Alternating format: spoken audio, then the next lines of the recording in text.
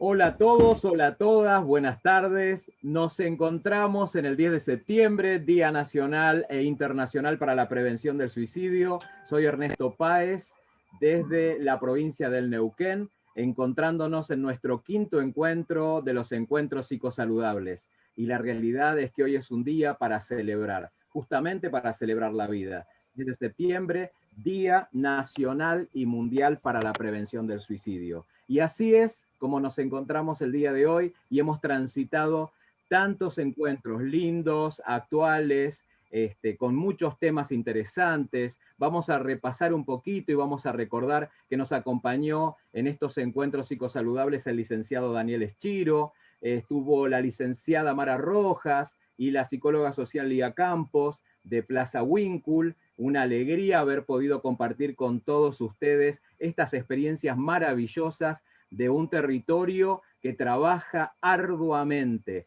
En el encuentro pasado tuvimos al doctor Javier Correa, médico pediatra, con un temazo. Vos que estás ahí, mamá, papá, maestra, docentes, hablar de los niños, los adolescentes y las situaciones que abordan justamente la salud de niños y adolescentes. Y el día de hoy, bueno, en primer lugar vamos a saludar a las personas que nos acompañan el día de hoy.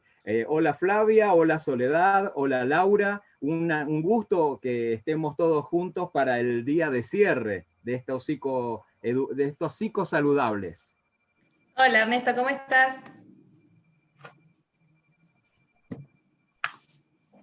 Hola Soledad. Hola, ¿cómo andamos, Ernesto?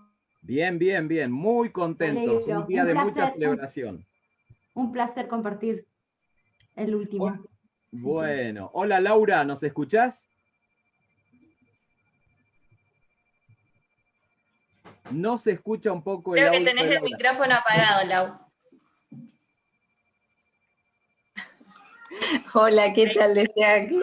¿Cómo andan? Bien, bueno, para todos ustedes que nos están viendo, Laura Soto, directora de Salud Mental del Ministerio de Salud de la provincia del Neuquén. Así que bueno, nos gustaría escucharte, Laura, en este último encuentro, con tantas actividades que has tenido también. Así que bueno, contanos un poquito qué te ha parecido, bueno, todos estos encuentros, la repercusión y por sobre todas las cosas, bueno, llegamos al final de este hermoso proyecto que es acompañar desde el Ministerio de Salud a toda la provincia del Neuquén. Bueno, Ernesto, sí, la verdad que una propuesta muy interesante, sobre todo en este contexto, con la necesidad, ¿no?, de la población, de poder escuchar y de poder también capacitarse en algún punto, con algunas herramientas que son imprescindibles en este momento, ¿no?, bueno, con una pandemia que realmente a todos en algún punto nos afecta de diferentes maneras.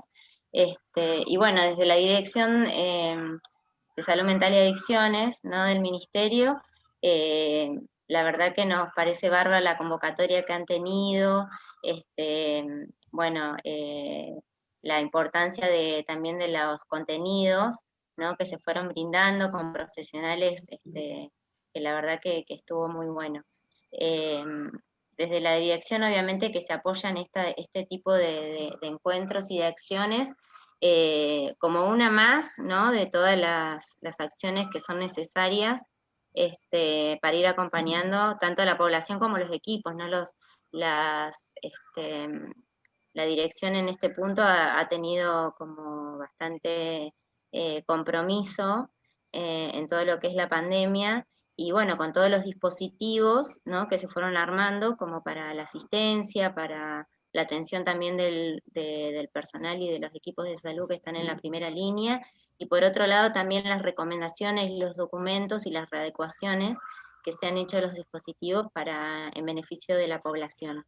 Y me parece que esta es una línea que es muy importante, esta línea de charlas, de encuentros psicosaludables, también para que la gente pueda tener otro tipo de asistencia o de llegada, ¿no?, de los profesionales. Así que bueno, agradecida y y muy contenta de que hayan llegado a esta manera de último encuentro, así que bueno, dispuestos a escuchar también esta ponencia de Martín.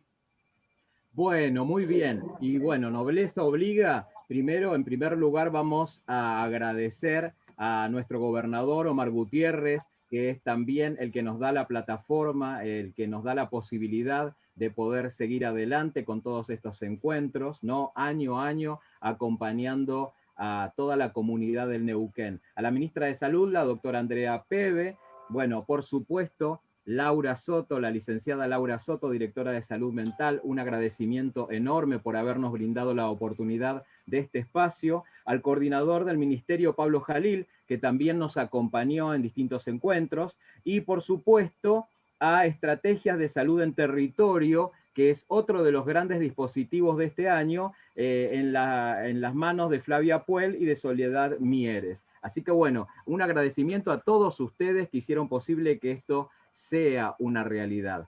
Y bueno, sin más, en este día 10 de septiembre, Día Nacional e Internacional para la Prevención del Suicidio, me toca el honor y el placer de poder presentar a un profesional de primerísima línea en la República Argentina, el licenciado Martín Álvarez, jujeño de nacimiento, realmente un gran trabajador, no solamente del campo de la salud mental, sino también del campo suicidológico, director del Diplomado en Suicidología de la Universidad de Flores, profesor del Diplomado en Suicidología de la Universidad Católica de Cuyo en la provincia del San Juan, y bueno, coordinador del programa de prevención, atención y posvención del suicidio, entrenadores de vida, y también docente de las capacitaciones que dio el Ministerio de Salud de la provincia del Neuquén, como las que se dieron en 2018 y 2019, interventores comunitarios para el comportamiento suicida.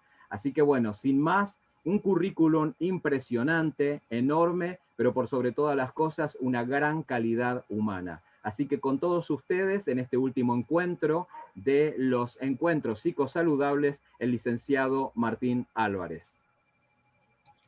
Bueno, muchísimas gracias a las autoridades de la provincia del Neuquén, en especial a la ministra y al gobernador, y a Flavia, que siempre está pensando en hacer actividades para la comunidad y para la población. Hoy me toca trabajar y pensar cómo desde la escuela podemos generar espacios psicosaludables y cómo desde la escuela podemos trabajar con las conductas autodestructivas, pero sin perder de vista la especificidad de la escuela.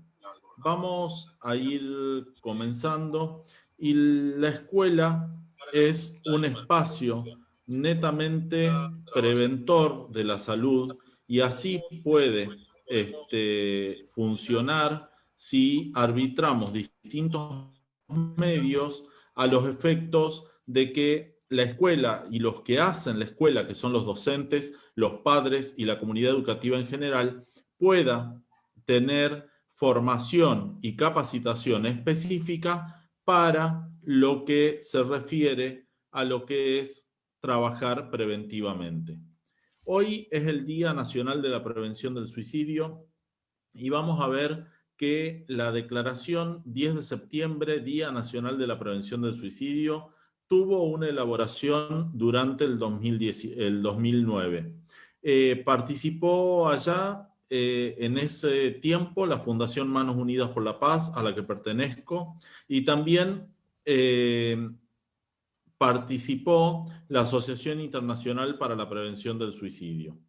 Esta participación de la Asociación Internacional para la Prevención del Suicidio hizo que tome mayor relevancia y que sea uno de los pocos países que habían tomado como referencia los lineamientos de la IAS y lo estaban plasmando específicamente en acciones concretas y específicas que tenían que ver o que tienen que ver con el plan de salud mental que había organizado la Organización Mundial de la Salud.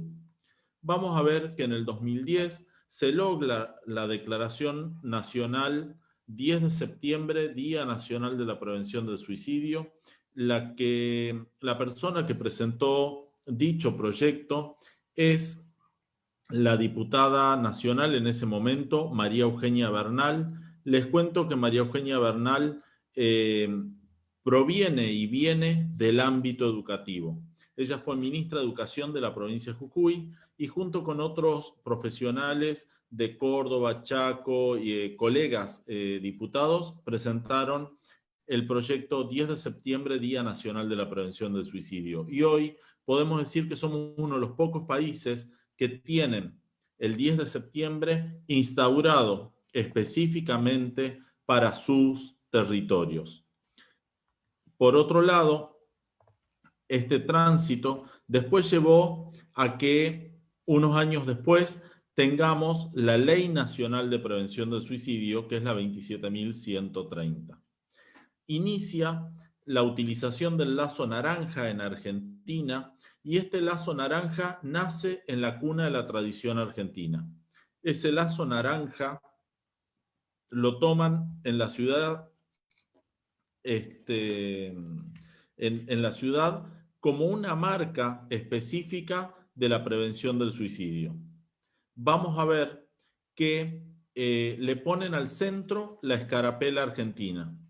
A partir de ahí se empieza a usar en muchos lugares del mundo este lazo naranja con nuestra escarapela, como si fuera distintivo del mundo.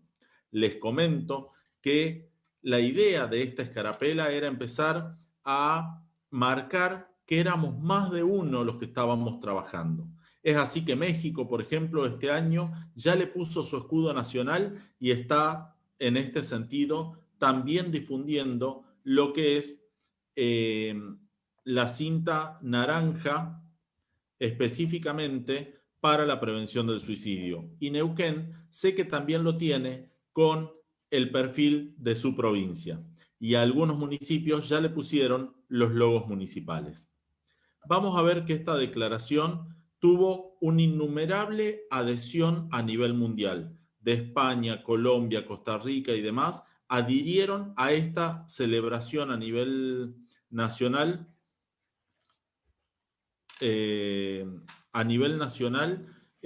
adhiriendo porque esta celebración era una de las primeras a nivel mundial. Uruguay ya tenía la suya, pero lo que sucede con Uruguay, que no es el 10 de septiembre como lo hace el resto del mundo, sino es en el mes de julio. Vamos a ver que en esta declaración logramos empezar a instaurar un concepto, que era el concepto de suicidología y de campo suicidológico. Ese 10 de septiembre, con el licenciado Ernesto Páez, logramos instaurar este espacio específico con una definición propia de Argentina, diciendo que el campo suicidológico es un campo interdisciplinar que estudia los diversos aspectos relacionados con los procesos suicidas, entendiendo que la conducta suicida son de origen multicausal y que requieren de intervenciones interdisciplinarias e intersectoriales. Es así que desde esta perspectiva y desde esta mirada logramos que el campo suicidológico en Argentina tenga una relevancia específica y que el mundo vaya viendo cómo se construían espacios concretos del campo suicidológico desde América Latina. Vamos a ver que el trastorno del comportamiento suicida o los comportamientos suicidas son de origen multicausal. Hay baja autoestima, hay algunas funciones cognitivas que están deterioradas, hay algunos factores sociales, hay entrecruzamiento con cualquier tipo de violencias. El aislamiento, como en la provincia de Neuquén, puede ser un factor de riesgo. También hay algunos factores genéticos y también tenemos que tener en cuenta que puede ser comórbido, o sea que puede estar adjunto como un síntoma de otros trastornos de salud mental, como puede ser la depresión, la esquizofrenia, el trastorno bipolar, etc. Lo bueno de conocer esta situación de multicausalidad es que sabemos que tenemos que intervenir desde equipos interdisciplinarios específicos. Y tenemos que trabajar desde varios sectores para poder disminuir esa multicausalidad de origen que se hace presente en una persona para construir un proyecto de muerte. Hay que pensar que la persona con comportamiento suicida en realidad no quiere morir.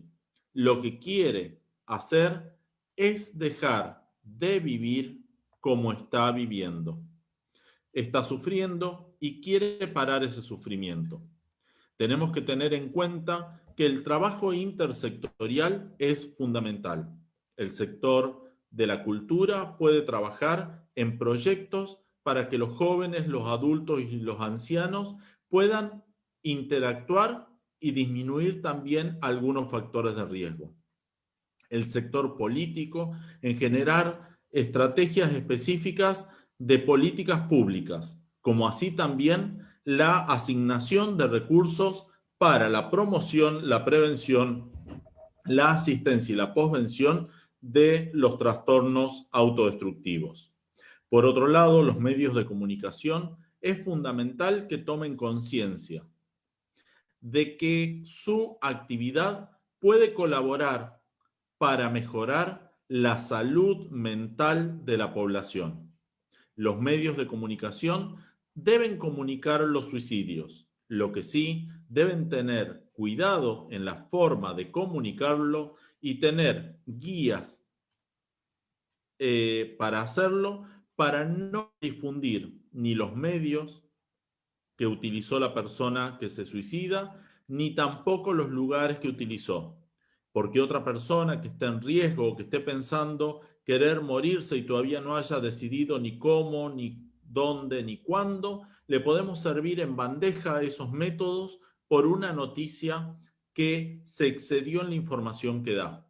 Por otro lado, tenemos que tener en cuenta que desde los medios de comunicación tenemos que proteger la identidad de las personas y ser cuidadosos porque tras un suicidio también hay una familia, hay hermanos, hay padres, madres y también compañeros de escuela o de trabajo. El sistema de salud, desarrollar toda una estrategia a nivel territorial, no solo para la prevención, la detección temprana y el tratamiento, y la justicia y los niveles de seguridad, capacitarse para trabajar sobre los suicidios o las crisis suicidas en curso en la vía pública, o también para trabajar en la detección de los factores de riesgo post-mortem de una persona. El sistema educativo, que es lo que hoy nos convoca, tiene que tener en cuenta que puede intervenir claramente desde la promoción, desde la prevención, desde la asistencia y desde la posvención. Vamos a ir viendo de a poco cómo cada una de las personas del sistema educativo pueden colaborar en disminuir la incidencia del suicidio en virtud que en Argentina el suicidio está entre las primeras o terceras causas de muerte, porque oscila según la edad, entre los 14 y 34 años de edad.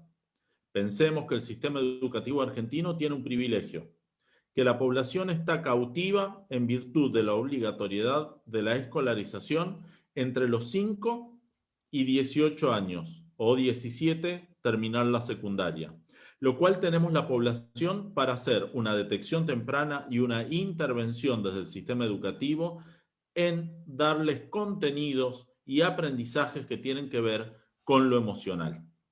Vamos a ver cómo actuar en cada una de estas situaciones. Cuando un suicidio es conocido en una escuela y la noticia aparece que un docente, un estudiante, se ha suicidado o hizo un intento de suicidio o se autolesionó, o también puede ser que aparezcan situaciones de matoneo o lo que se llama bullying en la escuela, lo que hace la escuela o los integrantes de la escuela no saben para dónde salir. No saben cómo intervenir porque estas situaciones son complejas. Estamos trabajando desde el paradigma de la complejidad. ¿Por qué? Porque estas situaciones de alta complejidad nos paralizan. Y tenemos que tener algo fundamental en una escuela. Y tenemos que pensar en la escuela como un lugar donde debemos prestarle especial atención a estas situaciones. Ese parálisis que puede tener una docente o un estudiante en relación al tema del suicidio o las autolesiones, podemos pensarla también como que son personas que están atravesadas por estas problemáticas, ya sea porque lo sufrió personalmente o ya sea porque una persona cercana y esa persona que tiene que intervenir quedó afectada. Entonces, ese parálisis tenemos que tomarlo en cuenta como que todo el mundo podría intervenir, siempre y cuando tenga las fortalezas cognitivas y emocionales para hacerlo. En segundo lugar, ese parálisis puede ser por miedo o por los mitos que existen sobre el suicidio. Uno de los mitos es no hablemos de esto. Si hablamos, lo que hacemos es replicarlo. Y todo lo contrario, es un mito. Por otro lado, otros se pueden sentir totalmente abrumados. ¿Por qué? Porque supieron de la noticia o la persona que atravesó el trastorno o avisó de antemano, hizo que esa persona hubiera recibido el mensaje, pero no pudo decodificarlo. No pudo decodificarlo en el tiempo para poder dar aviso o poder dar ayuda a esa persona. Otros pueden sentirse tristes por haber perdido a alguno de los compañeros o alguien cercano. Tenemos que tener en cuenta que a veces se sienten incapaces porque no tienen las competencias cognitivas y prácticas para abordar estos temas de alta complejidad. Pero todo esto se puede superar con un buen trabajo. Otros pueden sentirse culpables en virtud que los suicidas, por lo general, dan señales de alerta y dan mensajes que muchas veces las personas que estamos a su alrededor nos cuesta muchísimo poder decodificarlos. Entonces puede aparecer la culpa. También puede haber gente insensible. Por características de una persona, hay gente que puede no sentirse tocada y como que no le interesa la temática. Todas estas posturas debemos analizarlas y también debemos tener en cuenta que todas estas posturas las vamos a encontrar en cualquier intervención que hagamos, fuera o dentro de la escuela. Otros no podrán explicar qué sucedió. Ese buen alumno que era abanderado y cumplía siempre y que tenía una familia que era la familia Ingalls, ¿no? Esa familia que no tenía problemas, que contenía a todos y que parecía, ¿sí?, a vista del resto, que todo tenía resuelto y contenido. Pero muchas veces pueden pasar cosas en los ámbitos intrafamiliares que no se traslucen hacia afuera y muchas veces no nos podemos explicar. Entonces, tenemos que trabajar en este sentido. Por otro lado, el miedo es una de las situaciones que no debe aparecer. Y si aparece, tenemos que trabajar en contacto con expertos o con personas que conozcan un poco más de la temática a los efectos de minimizar los miedos, porque el miedo paraliza. Lo que debemos hacer es ponernos en contacto con personas que trabajan la temática o que tienen herramientas teórico, prácticas y éticas para la intervención. Por ejemplo, los interventores comunitarios para el trastorno del comportamiento suicida, que desde el área de Flavia se logró formar 2 cortes seguidas y hay una red de interventores comunitarios que desde el Ministerio de Salud pueden trabajar esta temática. Vamos a ver cuáles son los primeros pasos que tenemos que trabajar desde una escuela. En primer lugar, el silencio, ¿sí?, impide detectar el riesgo. No nos podemos quedar callados, ni los docentes, ni los padres, ni los compañeros. Silenciar la situación hace que empeore la situación. Lo que tenemos que pensar es también que el silencio impide comprender lo que sucedió Impide comprender cuáles son los factores negativos y adversos que estuvieron presentes en esa toma de decisión o en esa resolución no saludable de la persona. Por otro lado, impide manejar el problema. Queda librado al azar que cada uno pueda manejarlos con sus herramientas o con sus dificultades o con sus potencialidades. Lo cual, aquella persona que tiene dificultades para el afrontamiento de las emociones está más desprotegido. Y también le puede pasar que pueda pensar en imitar el suicidio como una forma de resolución de sus problemas no saludable. Vamos a ver que también impide disminuir la angustia o los riesgos de suicidio. Por lo tanto, lo que debemos impedir es el silencio. El silencio en los casos de alta complejidad, como autolesiones, suicidio, bullying, anorexia, acoso escolar, sexting y demás, no está permitido. Desde la escuela tenemos que pensar que hablarlo facilita la detección del riesgo. ¿Quién lo puede hablar?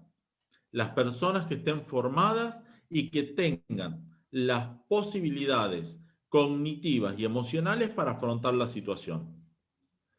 ¿Hay que obligar a los docentes a enfrentar esta situación? No.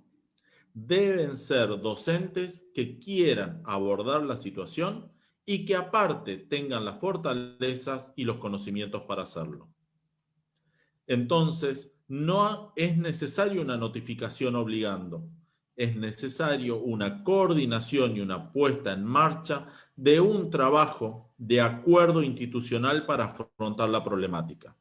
Por otro lado, tenemos que empezar a comprender la situación, qué pasó, cuáles son los factores, si hay algún factor que la escuela contribuyó a que esto se desencadene de la manera que se desencadenó. Por otro lado, es muy importante dar un espacio en la escuela en la expresión de los sentimientos.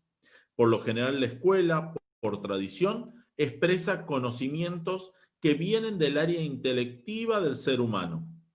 No piensan en conocimientos que vienen directamente del área afectiva. Entonces, tenemos que trabajar fuertemente para que el área afectiva y la formación integral, como dice la ley de educación, esté presente. Lo que sí, tenemos que tener en cuenta que hablarlo dispersa los temores, dispersa el miedo de que otro estudiante u otro profesor pueda seguir el mismo camino. Hablarlo alivia el dolor y ayuda en el tránsito del duelo por suicidio, que no es un duelo común y corriente. Por otro lado, permite identificar los afectados. Esto me parece de suma importancia en las escuelas.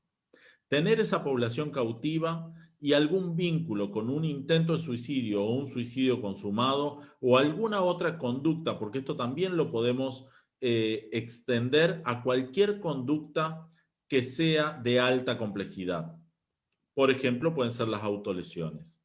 Poder darnos cuenta quién más está afectado nos va a permitir saber que esa persona en los próximos tiempos no va a imitar aquella conducta que no fue saludable, como la de quitarse la vida. Identificar los afectados permite que no se repita la conducta por imitación. También, otra de las cosas de hablar del tema es buscar apoyo. Empezar a buscar referentes que puedan acompañar a esa comunidad educativa y a esa escuela en los apoyos que puedan tener externos para afrontar la problemática. Porque muchas de las personas que trabajan en la propia institución pueden estar afectadas. Y la detección del riesgo del otro me parece de suma importancia. Y hay instrumentos validados en Argentina para hacer un mapa de riesgo y un mapa de fortalezas frente al riesgo suicida. Lo que sí me parece sumamente importante, que es trabajar colaborativamente en equipo. que muchos colegas y muchos colegios ya avanzan en esto cuando piensan la planificación o cuando piensan el proyecto institucional. El trabajo en equipo es de suma importancia. ¿Qué podemos hacer? En primer lugar, lo que podemos hacer es hablar con el grupo. Cuando yo digo hablar con el grupo, no solo pensemos en hablar solo con los estudiantes, hablar con todo el grupo institucional. Sí podemos segmentarlo, hablar con los estudiantes por un lado, hablar con los colegas docentes por otro, hablar con las personas de maestranza, porque ellos también tienen contacto con los estudiantes. Hablar con el kiosquero de la escuela, que también tiene conocimientos y contacto con los estudiantes. Y muchas veces el personal de servicio de la escuela conoce más sobre los estudiantes que por ahí nosotros los docentes que vamos y venimos corriendo como taxi de una escuela a la otra. Lo que sí es importante que la autoridad de la escuela o un docente referente, muchas veces no es el director de la escuela el docente más referente para comunicar estas situaciones. Muchas veces hay que buscar aquel que tenga más carisma con los estudiantes. Hay que darle un discurso corto, comunicarle lo que sucedió, decir que hubo un suicidio o decir que hubo un intento de suicidio, sin dar detalles de quién fue. Los que somos docentes sabemos que una noticia corre como reguero de pólvora por los pasillos de la escuela. Si a alguien le pasó algo, si un docente se cayó, se entera toda la escuela en 15 minutos. Y si un alumno se peleó con otro estudiante, en 5 minutos nos enteramos todos. Y no vaya a ser que entremos a la sala de profesores porque nos enteramos más rápido de las cosas todavía. Entonces, no es necesario dar detalle, es necesario enfrentar la problemática con las palabras que corresponden. Decir que hubo un suicidio, decir que hubo una autolesión, decir que hubo una situación de acoso en la escuela, es importante afrontarla. El discurso no tiene que ser muy elaborado, tiene que ser sencillo, explicar qué es lo que sucedió, qué se está haciendo y cómo vamos a seguir trabajando en este sentido y cuál es el compromiso que tenemos que poner todos para afrontar la situación difícil que nos toca. Seguramente va a aparecer tristeza, silencio, va a aparecer la irrupción del llanto. En esos momentos de enojo, de culpabilidad, tenemos que dejar que las personas se expresen. Tratar, los docentes, de ser más oídos. Nosotros como docentes no fuimos formados para escuchar, sino fuimos más formados para hablar. Sabemos dar clases, hablar, hablar y hablar. Tenemos que entrenar en estos casos lo que es el oído. ¿Para qué? Para escucharlo y tratar de no censurar las emociones. Tratar de que fluyan como fluyen. Les cuento una anécdota que me pasó en una escuela donde había varias estudiantes que se autolesionaban. Cuando fuimos, una docente de un área particular estaba muy molesta porque ella no se había dado cuenta que en los últimos 3 meses había estudiantes que se estaban autolesionando en su propio curso, pero sí se habían dado cuenta otros docentes. Y ella le reclamaba a esos docentes que cómo no le habían informado que había estudiantes que se autolesionaban. Ella se sentía como apartada por esa situación. Empezamos a trabajar con esa comunidad docente para contener estos estudiantes y volvemos 3 meses después. Y le preguntamos si la situación había mejorado. Nosotros sabíamos como equipo de intervención que había mejorado. Habían disminuido las autolesiones, habíamos podido hacer foco y trabajar sobre eso que desencadenaban las autolesiones. Habíamos podido trabajar con los estudiantes y los docentes para la expresión emocional. Y estas docentes nos decían que todo había empeorado. A nosotros nos llamó muchísimo, muchísimo la atención. Y le preguntamos qué es lo que había notado ella que había hecho empeorar la situación. Entonces nos decía que ella ahora El problema era que no podía seguir enseñando su disciplina, porque los estudiantes lloraban. Claro, pero mientras aparecía el silencio de la autolesión, podía seguir enseñando su disciplina. Cuando aparecía el llanto y el enojo de las estudiantes que se autolesionaban, pero ya no se autolesionaban, para ella era más disruptivo. Para ella le costaba más lidiar con la expresión emocional que con aquella emoción que era riesgosa para la salud puesta en acto como la autolesión. Los docentes tenemos que trabajar en este sentido para dejar que los estudiantes expresen las emociones. Y yo le decía, ¿qué problema hay de aprender la disciplina? Aunque llore, que siga llorando, pero puede aprender la disciplina. Antes no podía aprender la disciplina, en primer lugar pues estaba lesionado y aparte tenía mucho peso emocional que le impedía lograr buenos rendimientos. ¿Qué podemos hacer?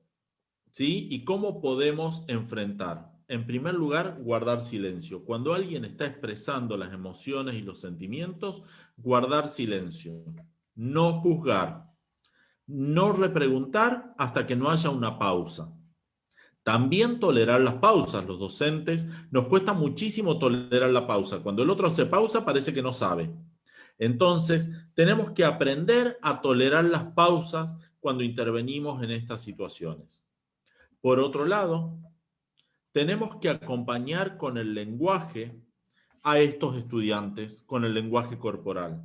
Prestarle atención, darle tiempo, no salir corriendo, ni estoy apurado. Acá eso no vale.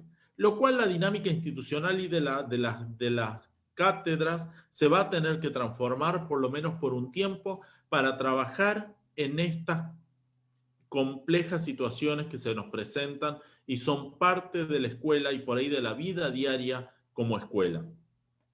Vamos a ver que hay que arbitrar los medios para que la comunicación emocional y los sentimientos sean tomados como naturales, que no se los guarden, que los puedan expresar, que no se avergüencen por lo que expresan o por lo que sienten. Pueden sentir enojo por su compañero por lo que hizo. También un docente puede sentir que hasta fue un alivio porque alguien tenía una enfermedad terminal y tomó la decisión de suicidarse. Esa situación también debe ser comprendida y no puede ser juzgada. No podemos atravesar con nuestros valores. Lo que sí tenemos que hacer es dejar que se expresan las emociones tal cual salen. Es muy importante, los docentes sí estamos habituados a observar el grupo, pero tenemos que observar al grupo de una manera distinta. Esos cambios de conducta que ese grupo tuvo. Ese introvertido que se volvió extrovertido. Ese que no hablaba y ahora habla mucho. Ese que se portaba bien y ahora se porta mal. Esos nos dan señales que pueden estar siendo afectados. También tenemos que trabajar para que aquel que guarda silencio, que por lo general los docentes mientras más silenciosos están y están en un lugar y hacen las cosas, ese no nos llama la atención, nos llama la atención el que nos molesta y demás. El que está en silencio, que también participa en la expresión, tratar de llevarlo a que exprese, porque puede estar siendo afectado. Lo que tenemos que trabajar es desde ese equipo docente que se arme para atención de la alta complejidad, en actividades académicas de expresión de sentimiento. Y lo pongo como actividades académicas. La ley nacional y las leyes provinciales dicen la formación integral de las personas. Muchas veces en las planificaciones institucionales dejamos la parte de desarrollo emocional como aparte, para un taller de autoestima. En vez de trabajar la autoestima todos los días en matemática, en historia, en lengua, en biología, en geografía. Entonces tenemos que empezar a atravesar desde otro tipo de contenidos, ni los conceptuales ni los procedimentales, sino empezar a pensar en contenidos transversales para el abordaje de esta situación. Tenemos que trabajar y empezar a jugar con la creatividad.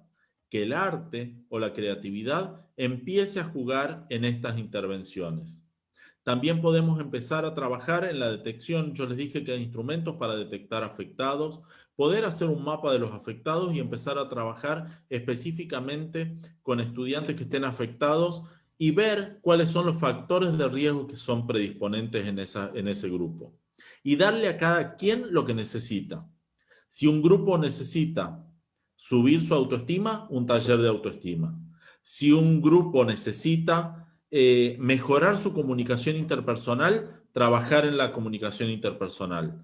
Si otro grupo necesita el afrontamiento de las emociones como algo necesario, darle eso específicamente. No meter a todos en la misma bolsa. Porque aquel que tiene una alta autoestima, y yo lo pongo en un taller de autoestima, se aburre. Pero por ahí ese que tiene una alta autoestima tiene dificultades en el afrontamiento de las emociones. Entonces, con esta segmentación de los estudiantes puedo trabajar de manera más precisa y más puntual para la prevención futura, y aparte dejo un material y un capital que no se pierde más, queda en el cerebro y en la mente de estos estudiantes como factores protectores. ¿Qué podemos hacer? Como directivos, en primer lugar, evaluar la dinámica institucional, ver si podemos ser nosotros los que intervenimos o también necesitamos de que otros colegas colaboren en esta intervención. Y por ahí nosotros como directores de escuela o coordinadores de la escuela, guardarnos un poquito para que otros dinamizadores institucionales puedan actuar. Sí, escribir una carta a los docentes, una carta a los padres, una carta a los estudiantes y una carta a la familia diciéndole que se tomó contacto con la problemática, que se conoce lo que sucedió y que también se van a hacer acciones correspondientes para cada uno de estos sectores. Pensemos que la escuela son todos estos actores juntos. No pensemos solo en la escuela, en nuestros estudiantes. Hay docentes que pueden haber quedado afectados por la muerte de un compañero o por la muerte de un estudiante. Como también hay padres o familiares que podemos acompañar. Muchas veces tenemos que tener en cuenta que los tiempos no son los escolares. Y por ahí a la familia afectada le tenemos que dar el tiempo y hacerle saber en esa carta que nosotros vamos a estar en el momento que ellos quieran que nosotros estemos, pero que sepan que cuentan con nosotros. Otra de las cosas es pedir acompañamiento a equipos especializados o interventores que ya hicieron alguna intervención, como pueden ser los interventores comunitarios para el trastorno de comportamiento suicida que hay en la provincia del Neuquén, o al Ministerio de Salud o al Ministerio de Educación. ¿Cómo tenemos que hacer un relevamiento para trabajar esta situación? En primer lugar, hacer entrevistas con los más allegados y, si es posible, con la gente que nos puede asesorar desde afuera. Saber dónde estamos parados con respecto a esta situación. ¿Ya tenemos experiencia en afrontar estas situaciones o es la primera vez? Bien, si es la primera vez, tenemos que hacer un camino y también tenemos que sistematizarlo por si nos vuelve a pasar. ¿Quiénes estamos? Y quiénes estamos no es obligado, pasa una notificación y el libro de actas y todo el que se notifica está obligado, sino quién puede estar por las competencias emocionales y prácticas para la intervención. ¿Qué se va a hacer? Debe estar claro. Debe estar coordinado y organizado por la institución escolar en su conjunto. Y debe ser acordado, no impuesto.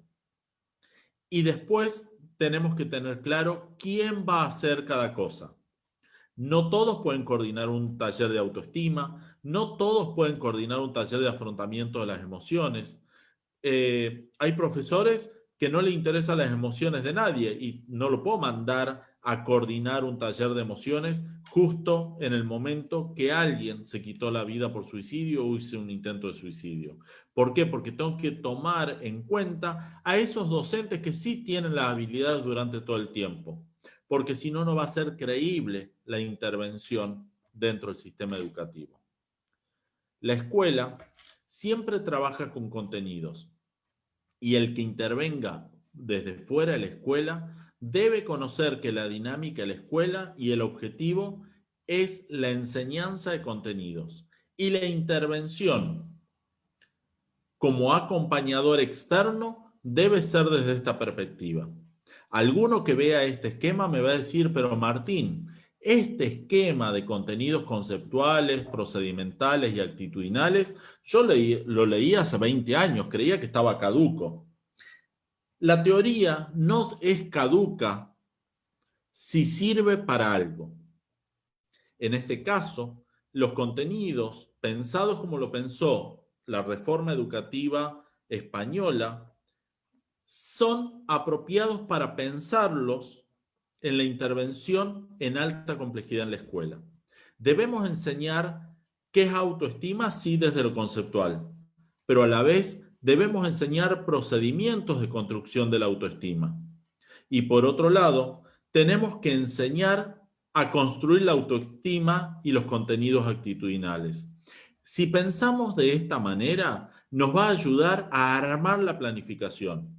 Nos puede gustar o no para la enseñanza de la matemática, la historia, la geografía, pero para la intervención específica en alta complejidad es una gran herramienta los contenidos pensados desde esta situación.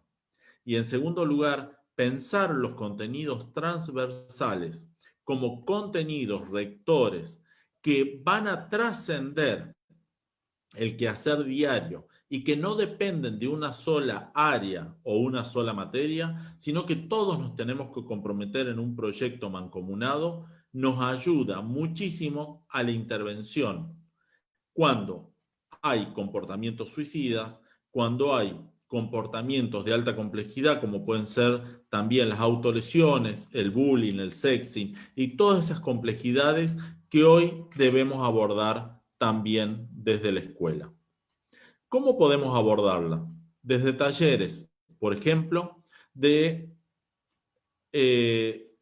aborden la vida, por ejemplo, de autoestima, de amistad, de respeto por uno mismo, de autocuidado. Esos talleres son fundamentales. De amor, de bondad, trabajar esto como contenidos transversales de solidaridad. Y podemos ver algunos ejemplos acá donde después de la muerte por suicidio de un compañero, los estudiantes pueden plasmar en talleres por medio del arte lo que sienten. Si ustedes pueden visualizar esos dibujos que hicieron los estudiantes, no podríamos pensar de que venían de la muerte de un compañero por suicidio la semana anterior. Y esto es lo que tenemos que tratar de lograr. Dar un mensaje esperanzador de que el suicidio es una toma de decisión no saludable para resolver las cosas que le pasan a algunas personas, como puede ser el sufrimiento. Uno, el sufrimiento lo puede resolver con un proceso terapéutico. Uno, esos conflictos que tiene y las crisis que tiene, las puede resolver y construir un nuevo proyecto de vida con un tratamiento especializado. La idea de esto era compartir con ustedes cómo puede ir abordándose desde la escuela como preventora de salud y cómo puede abordar estas situaciones de alta complejidad. Podemos trabajar en gran cantidad de medidas dentro de la escuela. Una de ellas es esta perspectiva, por lo menos unas pinceladas, y espero que les haya servido. Yo pertenezco al programa de prevención, atención y posvención del suicidio y nos van a encontrar en las redes sociales como Suicidología Argentina, diplomado en suicidología y una herramienta fundamental para jóvenes y no tan jóvenes, el programa Hablemos de Todo del Ministerio de Desarrollo Social de la Dirección de Juventud. Con esto yo voy terminando y seguramente mis compañeros y colegas de Neuquén van a ir sumándose nuevamente para poder verlos. Bueno, para nosotros una alegría. Quiero decirles de parte de Flavia, de Laura, de Soledad, que ya se están conectando nuevamente. Para nosotros una alegría haberte escuchado, un placer poder pensar juntos en nuevas actitudes y dispositivos para el sistema educativo, para la escuela. Y bueno, quiero decirte que estuve viendo un poco los comentarios, la gente muy contenta. Saludos desde Costa Rica, desde Colombia, desde Uruguay, desde México. Increíble, Neuquén trasciende las fronteras. Y por sobre todas las cosas, bueno, nuestra gente querida de acá de la República Argentina, Mirta de Choel, Ana de San Juan, tenemos un montón de gente y de mucho cariño, Alejandra Franco también de provincia de Buenos Aires, Liliana Robio, bueno, un sinfín de personas que nos han acompañado el día de hoy. Te digo sinceramente, nombrarlos son muchos los que han estado juntos, nombré a algunos. Así que bueno, más allá de todo, agradecerte, Martín Álvarez, por esta presentación, por recordarnos al 10 de septiembre con el lazo naranja, que es la insignia que nos muestra la revalorización de la vida, y la realidad es que, bueno, también vuelvo para los últimos que se han conectado a agradecer, y después dejo las palabras a mis compañeras. Soy Ernesto Páez, un neuquino que tuvo que salir de la provincia viajando por distintos otros lugares, pero el corazón siempre está en Neuquén, y por sobre todas las cosas, bueno, agradecerle al Ministerio de Salud, por supuesto también al gobernador Omar Gutiérrez, a la ministra, la doctora Andrea Peve, a la licenciada Laura Soto, que acá nos acompañó durante toda esta jornada, al coordinador Pablo Jalil, y de Estrategias de Salud en el Territorio, Flavia Puel y Soledad Mieres. Quiero ser agradecido, y por sobre todas las cosas, nos brindaron su casa, nos brindaron su corazón, y nos dejaron entrar a cada uno de los hogares de Neuquén y de los distintos lugares que nos han acompañado y nos han escuchado. Así que bueno, Martín, muchas gracias, y ahora bueno, les dejo las últimas palabras de este último encuentro psicosaludable que se planteó desde el Ministerio de Salud de la provincia del Neuquén. Solo palabras de agradecimiento para ustedes, para vos, Ernesto, para Martín. No quiero olvidarme de Daniel, de Mara, del doctor Correa, de Lía, que estuvieron con nosotros a lo largo de estos 5 encuentros. La verdad que es excelente lo que ustedes realizan, y como hoy decía Laura, es muy importante que podamos brindar estas herramientas para la población, y más en este contexto. Así que solo agradecerles en nombre del Ministerio.